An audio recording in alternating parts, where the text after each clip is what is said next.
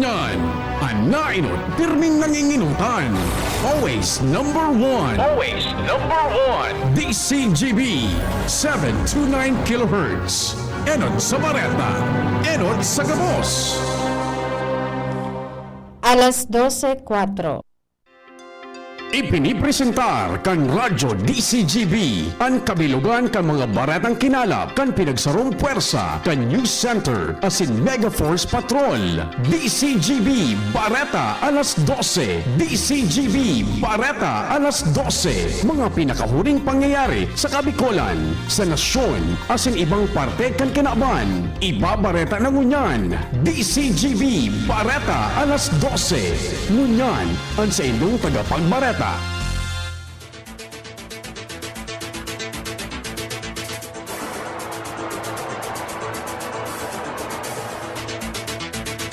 Diyos maray na pagkautumatugang, hindi na po ang kataripunan kan mga darakulang bareta ang unya na pagkaaldaw. Aldaw ko taon ni Martes, Abril 22, 2025. Sa pangarang kan regular doon nagiging tagapagbareta. Ako po muna ang mga kaibahan ngunya na pagkaudto. Ako po si Angel Mustaza. Sa headlines kan mga darakulang bareta sa lado lokal, Diocese kan Legazpi nagpaabot nin pakidumamay sa pagagadan ni Pope Francis. Inang Magayon 2025, pupunan na sa Mayo 1. Sa lado nasyonal, House Speaker Romualdez ginurumdum ang pagiging guiding light ni Pope Francis sa mga rinapado kan bagyong Yolanda. Mga senador nagpahayag ng kamunduan sa pagagadan ni Pope Francis. Barata sa ibang nasyon, Pope Francis nagadandal sa stroke kasin heart failure, Cardinal Farrell para mientras na mamamahala sa Vatican. Sa lado ng Karawat Sports, Pinay tennis superstar Alex Ayala asing Grand Slam champion Iga Swiatek kan Poland posibleng mag-remarch sa Mutua Madrid Open na pupunan ngunyan aldaw. Sa detalyas kan mga barata, detalyas kan mga barata enot sa lado lokal. Ang baretang ini hatod sa Indukan. Lemex for Kids. Mommies, agapan agad ang ubo at plemang nakabara. Pambatang lagundi. Plemex! Nagbumundo ang Diocese kan Legazpi sa paggagada ni Pope Francis matapos sa iyang appearance sa St. Peter Square sa kan Easter Sunday. Sa intervista kan DCGB News kay Vicar General for Administration Monsignor Crispin Bernarte, sa iyang sinabi na kamunduan ang namamatayan ngunyan kan mga paratubod alagad, yaon ang kaugmahan yaon na si Papa Francisco sa kamurawayan kan kagurangnan. Tinawan nindo ni Monsignor Bernarte na rumdumon si Pope Francis sa iyang esforso sa pagrumdom sa mga tios asin most marginalized sectors sa bilog na kinaaban. Ginamit kay nian sa iyang papacy para ang mga tao mamatayan ang pagkamuot kan mahal na Diyos. Sa 12 taon bilang ika-266 na Santo Papa kan Catholic Church, naging sentro kan sa iyang liderato ang pagkaherak asin ipigdeklarar ang Jubilee of Mercy mantang sa iya manhali ang tataramo na field hospital sa pagsasabing dakol na banwaan ang namumuhay na nagsasakit sa manalain na helang. Ang baretang ini hatod sa Indukan. Artisan Joint Supplement. Bumabagal ang galaw dahil sa joint pain at arthritis. Mag-Artisan. Opisyal nang ipinag-anunsyo kan Legazpi Diocese ang schedule kang Inang Magayon 2025 ang annual May Festival sa pagtaon in honra kay Nuestra Señora de Salvacion. Inian may tamang Maria Bituon in Paglaom o Mary Star of Hope. Bubuksan ang selebrasyon sa Mayo 1 sa pagikang Grand Marian Procession magpuon sa Huruan, papasiring sa Sawangan via Tabaco Port, mantang susundan ini kan welcome procession as in Eucharistic celebration sa Sawangan Park sa Barangay Dapdap, Legazpi City na papanginotan ni Monsignor Crispin Bernarte Jr. and Vicar General for Administration. Sa pagkagabanggi, magkakaigwaning Grand Marian Procession papasiring sa Albay Cathedral ang Novena Masses pupunan sa Mayo 2 sa Good Mayo G sa Albay Cathedral. Matatapos ang selebrasyon sa Mayo G sa pagiling banal na misa sa Cathedral sa oras na alas 5:30 nin hapon, napapanginota naman ni Obispo Bong Bailon mantang susundan inining Grand Aurora Procession papasiring sa St. Rafael the Archangel Parish, Legazpi City. Katakod kay ni pigin ganyar ang gabos na makisumaro sa Celebration of Hope, Unity as in Marian Devotion ngunya na taon. Ang baretang ini hatod sa Indukan, Ginebra, San Miguel. Gin is in! Gin to win! Gin's nanalo sa One Ginebra Nation. Promo bonds from March 15 to July 31, 2025 for DOH FDA CFRR permit number 0017 series of 2025. Drink responsibly.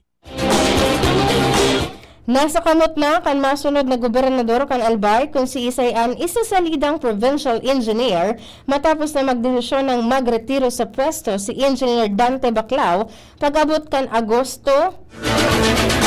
Sigun pa sa informasyon na nakalap kan DCGB News na duwang opisyal kana Provincial Engineering Office o PEO sa masunod na taon.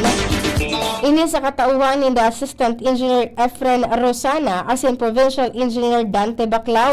Sigun pa sa opisyal na nasa disposisyon na kan manggagana o masunod na gobernador kan Albay sa Mayo 12 midterm election kung si Isay ang isasalida sa mababakanteng posisyon sa PEO. Ang baretang ini hatod sa Indukan, Plemex. Pag may ubo o hika, Plemex agad. Basta lagundi, Plemex. Nabawasan in 20 sa good 30% ang numero kan mga urig na pigbubuno sa slaughterhouse sa Barangay San Roque, Legazpi City. Iniyan bagay na pinagkonfirmar ni Dr. Manny Estepona, hepe kan City Veterinary Office. Sa iyang sinabi na hali sa sanggato sa sagkod 150 mga urig na pigbubuno oro aldaw, nasa 80 na sana ini. Sigun kay Estepona na ang problemang ini bako sa nasa Legazpi kundi sa bilog na nasyon kung kaya piginguwan ninda kan lokal na gobyerno kan Legazpi na makuha ang grant hali sa Department of Agriculture na modernong breeder farm na posibleng mapakinabangan sa masunod na taon. Dagdag pa ni Estepona na nakakasunod pa man sa ipinagtalaan na maximum suggested retail price ang mga karneng urig na ipigpapabakal sa publiko o sa merkado publiko sa Legazpi na nasa 380 pesos ang kada kilo. Mantang ang buhay na urig ang nasa kantidad 230 sa good 240 pesos ang kada kilo.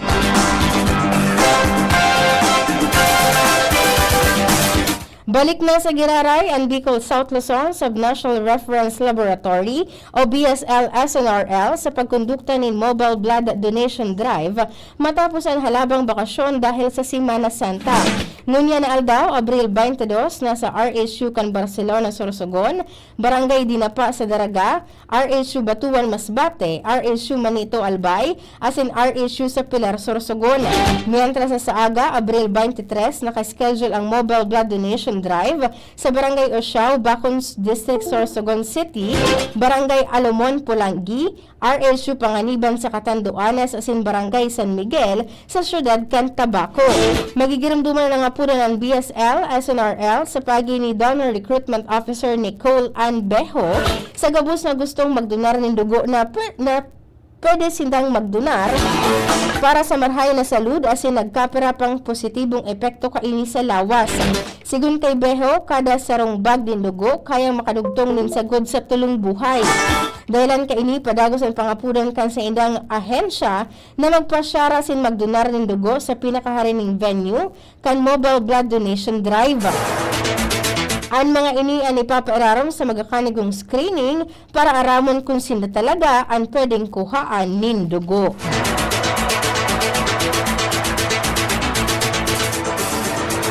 Gigibuho na sa Abril 24 ngunya na taon ang groundbreaking para sa pambansang pabahay kan Administrasyong Marcos sa Barangay Taysan, Legazpi City. Napag-araman kan DCGB News na 15,000 na mga units ning mga harong ang ipapatugdok sa nasabing lugar. Sa pahayag ni Mayor Alfredo Pido Garbin Jr., maswerte ang Legazpi City, partikular na ang Barangay Taysan dahil ini ang magiging benepisyaryo kan dakulang proyekto dahil sa pagpursigir kan 131 ako Bicol Party List sa paagi ni the Congressman Zaldico, Congressman Jill Bongalon, katuwang si Congressman Joey Sarte Salceda na chairman kan Committee on Ways and Means sa Kongreso.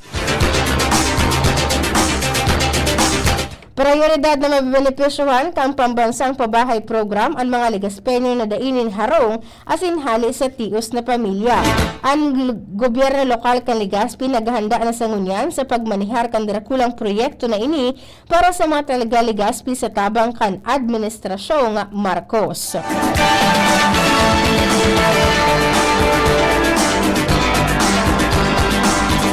Ipigpagiramdom kan Albay Provincial Person with Disability Affairs Office sa mga person with disability ang sa inang diretsyo sa maabot na pirilian. Sigun kay APPDAO Head Anasita A. Abion, importanteng maaraman kan mga PWD ang sa inang diretsyo kung paano mapartisipar asin kung paano mapapadali ang proseso kan sa inang pagboto. Kay puhan man makipagkoordinar sa barangay para siguruho na rehistrado ang mga ini bilang botante. Dugang pa kan opisyal kay puhan man na aramon an accessible polling place na makakuha sa ground floor kan polling place para sa mas madaling proseso kan pagboto asin para sa marikas na tabang kung kinakaipuan siring nasanakan interpreter, accessible transport o iba pang accommodation.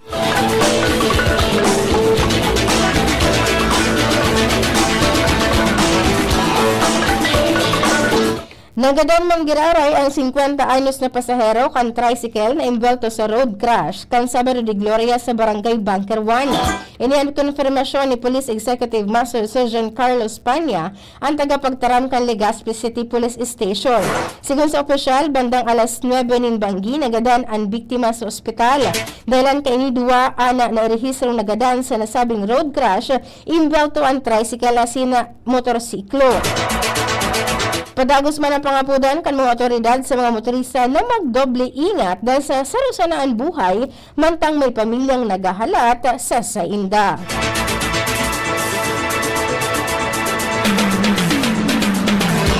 Nagpapadagos ang paglibot ni para Mayor Geraldine Rosal sa Legazpi City. Nuna na pagkaaga yaon si Rosal sa Barangay Dapdap asin Barangay Sabang asin Pigriparo ang mga residente siring man ang mga programa kan nasabing barangay. Sinabi ni Rosal na anuman na good practices kan barangay pero ining maadaptar kan gobyerno lokal. Mientras na nahiling ni Rosal na kaipuhan na may mga tawong magtarabang pagmantinir o para sa pagmantinir kan kalinigan sa palibot siring man ang sistema sa pagtapok kan basura.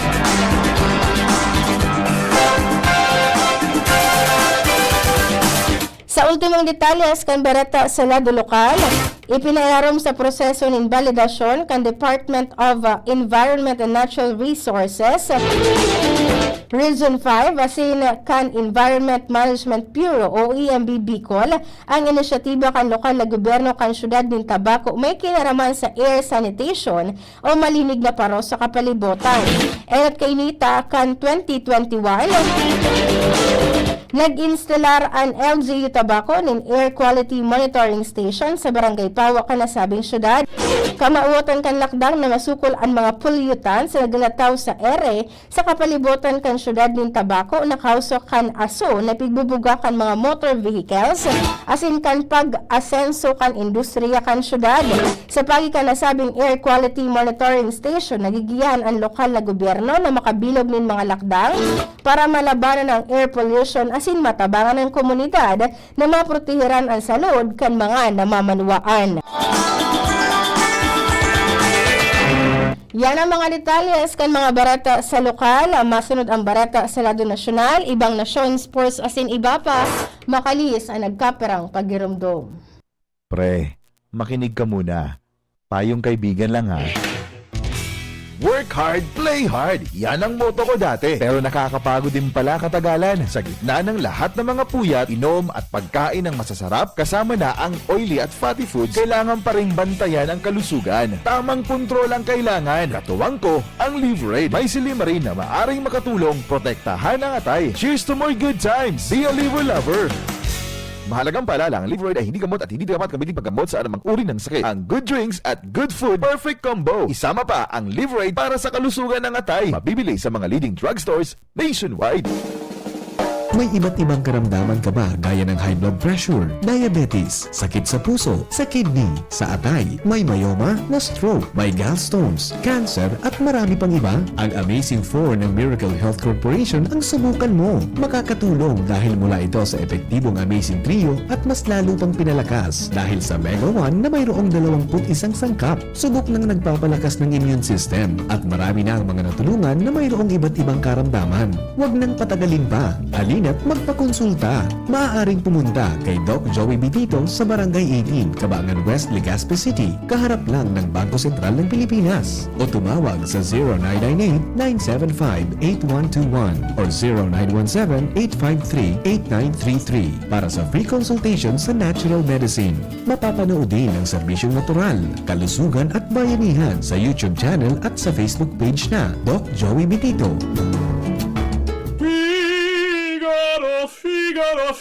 Birit na sana kaso parang may gumagasgas. Ganyan ang ubong may plemang mahirap ilabas. Mag-Plemex Forte Syrup. Gawa sa natural na lagundi. Tinutunaw ang plema. Pinipigil ang ubo. Ramdam ang hagod ng ginhawa. Sing your heart out. Basta lagundi, Plemex. Mabibili ang Plemex Forte Syrup 60ml at 120ml sa mga pangunahing butikan nationwide. Vitex Nagundo L is a generic name of Plemex Forte. If symptoms persist, consult your doctor.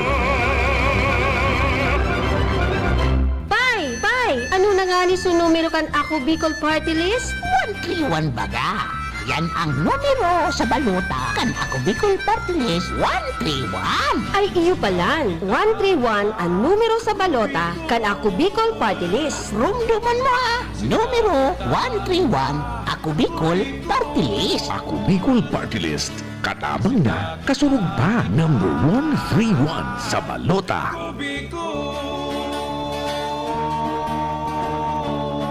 Naghahanap ka ng kabalikat sa asenso at tama ang urig mo asin mag-asenso ang negosyo. May Uno Plus na kalidad, mag-Uno Plus, mag-Uno Plus. Asa sa imong mauwa, serbisyong totoo, produktong garantisado. Ang Uno Plus asin urig mo, ang gabat na gusto.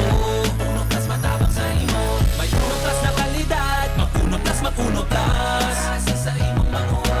Sa Uno Plus, kalidad na masasarigan mo, serbisyong swak sa imo. Magbisita sana sa Uno Plus Facebook page. Inihahatod sa inyo kang Department of Environment and Natural Resources, Regional Office No. 5, ang programa Kapalibutan Ta at Tamanon Ta. Kapalibutan Ta at Tamanon Ta. Programang magtataon ng impormasyon asin kaaraman, manangod sa satuyang kapalibutan, asin sa mandato kang Department of Environment and Natural Resources. Sa tunghinanyugon, kada Huwebes alas 11 sa alas 12 nin pagkaugto, Kapalibutan Ta at Tamanon Ta. Hatod sa inyo kang DENR Regional Office 5 asin kan istasyon na ini.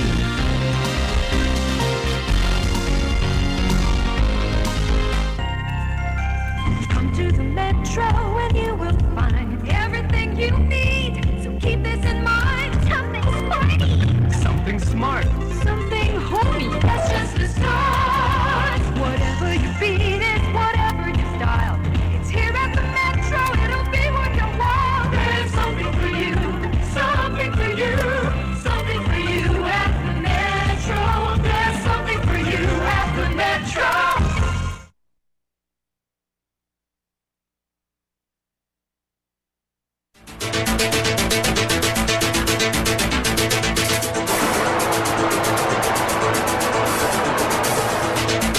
Detalles kan mga barata sa lado nasyonal. Nakikisumaro si House Speaker Ferdinand Martin Romualdez sa bilog na kinaban sa pagbundo sa Sa pagagada ni Pope Francis, kasabay kan sa iyang pagpagirumdom sa pagbisita kaini o paggirumdom sa pagbisita kaini sa Leyte matapos magrapado ang Super Typhoon Yolanda. Sigun kay Romualdez, nakisumaro ang Santo Papa sa mga naapektaran kan bagyo, bako sana bilang leader kan simbahang Katoliko bilang sarong individual na namamatayan an sa indang pigsasapar na kulog. Ang presensya sa ni Pope Francis nagtaon kusog asin ang mga nagtataram kaini nagpagirumdom na maski sa kawaran dahil kita nagsusolo na dahil kita pigpapabayaan kan mahal na Diyos sigun pa sa leader kan Kamara de Representantes. Sigun kay Romualdez na waran ang kinaaban yung sarong great man alagadan sa iyang kabuotan, kadunungan asin hararong na malasakit dahil mapupunas.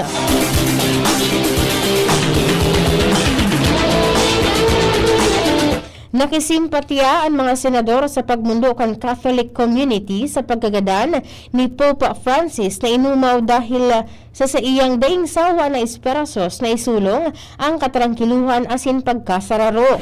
Sinabi ni Senate President Francis Chis Escudero na nakikisumaro siya sa simbahang Katoliko asin sa global community sa pagmundo sa pagkagadan ni Pope Francis na tunay na pastor kan mga pagtubod o kan paratubod ki Kristo. Ang daing kapagalan ng mga lakdang ni Pope Francis para isulong ang katrangkiluhan asing inklusyon nagbago sa papel kang simbahan sa promosyonin unidad sa gabos ng religious asing cultural divides. Bilang kainot-inoting Latin American Pontiff, sinabi ni Escudero na si Pope Francis ang tagapagdepensa kan mga nagtitios asin naging inspirasyon kan mundo sa pagikan sa iyang message of love and acceptance. Ang pagbisita sa Pilipinas ni Pope Francis kan 2015, mantinong nakamarka sa tuyang mga puso. Sa pagtinir kang Santo Papa sa nasyon, nagmamalasakit siya sa pang-aapektado kang Super Typhoon Yolanda asin ang apuran ng solidarity and care para sa most vulnerable sa komunidad.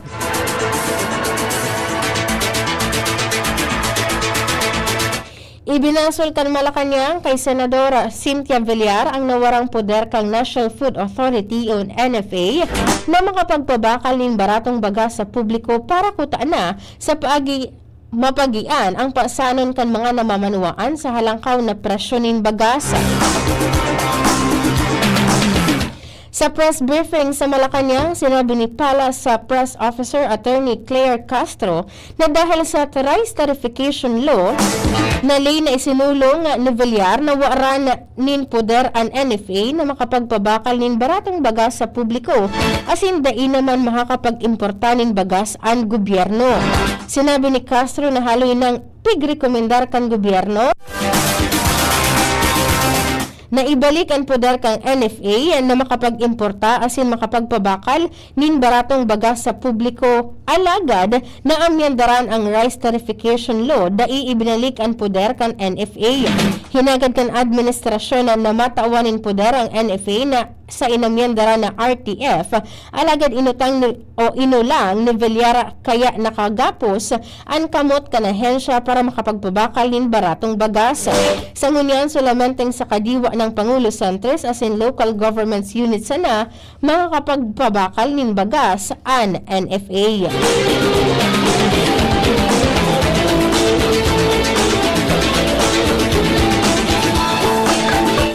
Matrayun po na nilaog sa trabaho kan Department of Labor and Employment o DOLE ang 3,572 na aplikante sa paagikan ginibo kaining 128 na job fair sa bilog na nasyon po kan Enero.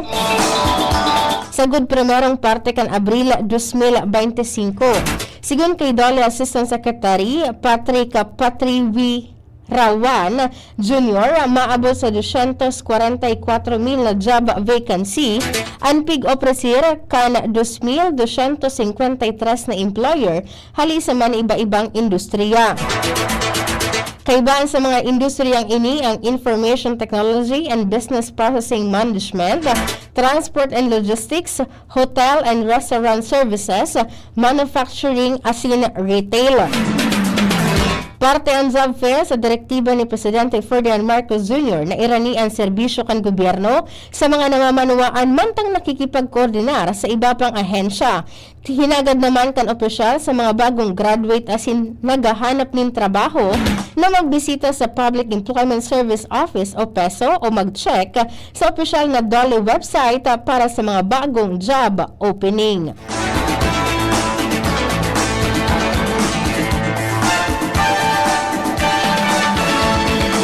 Binansagan kan Malacanang si Attorney Harry Roque bilang fake news peddlers o tagapagpalakop ng salang informasyon kontra sa gobyerno. Kasunod ini ka naging payag ni Roque na imposibleng day-aram ni Senador Amy Marcos na pig-aaligar kontra sa iyang tuwang na si Presidente Ferdinand Marcos na paggamit aligado nin illegal na droga. Sinabi ni Palace Press Officer Attorney Claire Castro na daipan na papatunayan ni Roque ang sa iyang sahot asin daimanin may papahiling na ebidensya kaya malinaw na puro fake news ang pigigibo kaini. Maging ang mga pahayag kaini sa Quadcom day kaini na patunayan asin sa nguya naghahanap ng tabang para makapagtao ng ebidensya. Dahil ligdi sa giray na hinagyat ni Castro si Roque na magbalik sa Pilipinas asin day magtago sa ibang nasyon para hampangon asin patunayan ang mga sahot kaini kontra kay PBBM.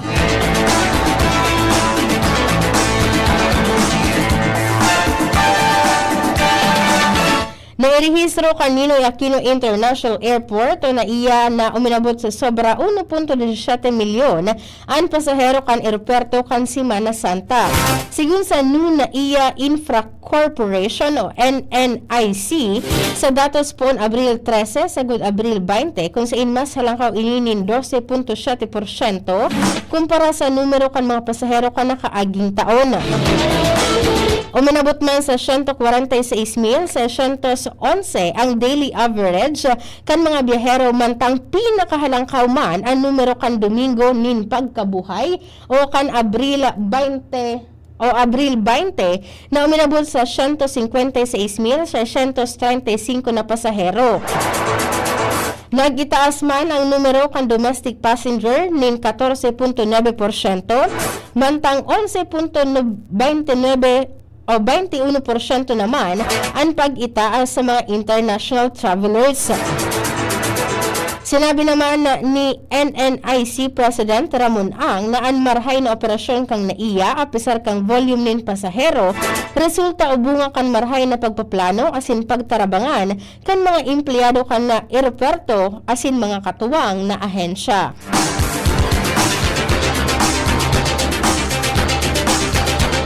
Barata sa ibang nasyon, kinonfirmar kan Vatican ang ikinagadaan ni Pope Francis dahilan sa stroke asin irreversible heart failure. Sigun sa Vatican, ang nasabing helang darakan sa iyang double pneumonia na namamatayan.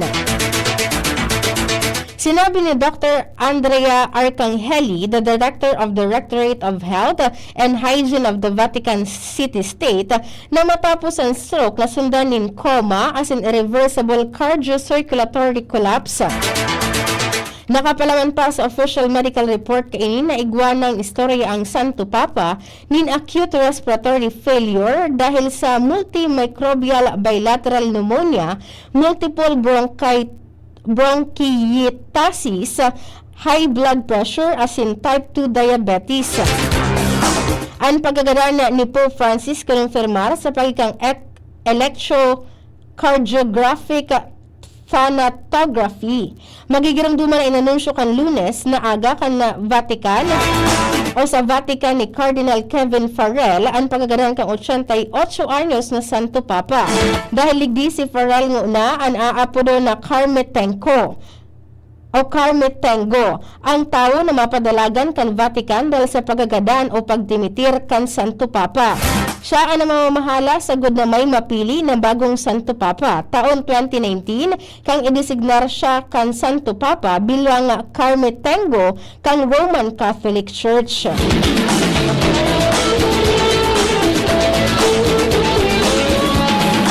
Barata sa lado ni sports, posibleng sa giraray na maglaban sina Alex Iyala asin Grand Slam champion Iga Swiatek kan Poland sa Mutua Madrid Open na nakatalaan na buksan ngunya na aldaw sa Madrid, Spain.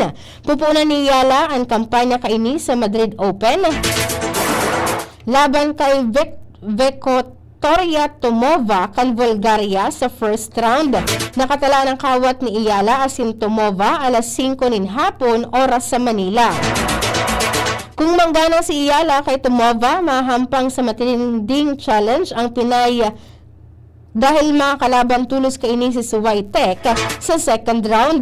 Dahil sa halangkaw na ranking, tinauwan na si Swiatek nin opening round bye, kaya magkakaiguanin paingalo asin press kwaning makahampang si Iyala.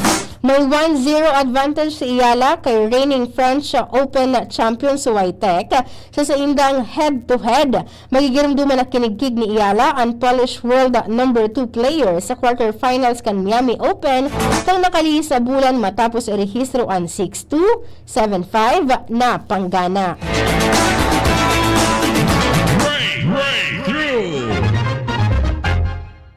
Naimbento kan mga eksperto ang Lenovo Legion Go S. Iniyan sarong gaming operating system na gibo sa Steam Deck. Sarong ining best handheld gaming consoles ngunya na taon. Kumpesto ang Legion Go S undetachable controllers na may overall smaller size.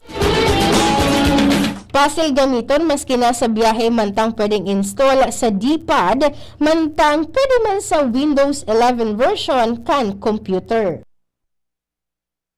Istoryang naiiba.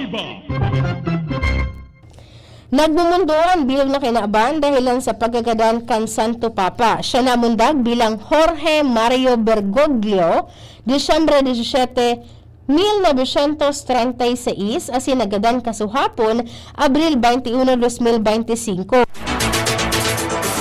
Pinamayuhan niya ang simbahang Katoliko o Katolika asin estado kan Vatican City pon kan Marso 13, 2013 sagod Abril 21, 2025.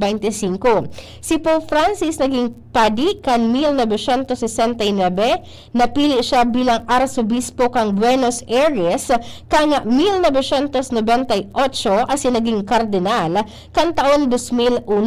Nailihir siya bilang Santo Papa kang Marso 13, 2013 mantang magdimitir o matapos magdimitir sa pwesto si Papa Benedicto kan Pebrero 28 kan parehong taon.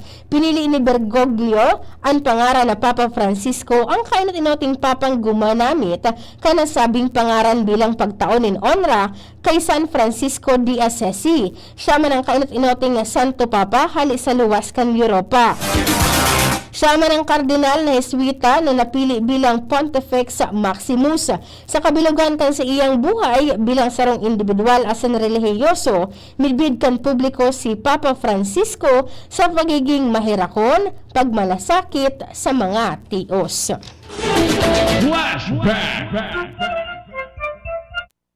Ngunya na aldaw, Abril 22 kan taon 1822 natapos ang konstruksyon kan Paco Cemetery and burial place kan notable artsy na prominent figures kan nasyon kaibahan na ang national hero na si Dr. Jose Rizal. Sa ngunyan sa remaining parke na makukuha sa San Marcelino asin General Luna Street sa Paco, Manila.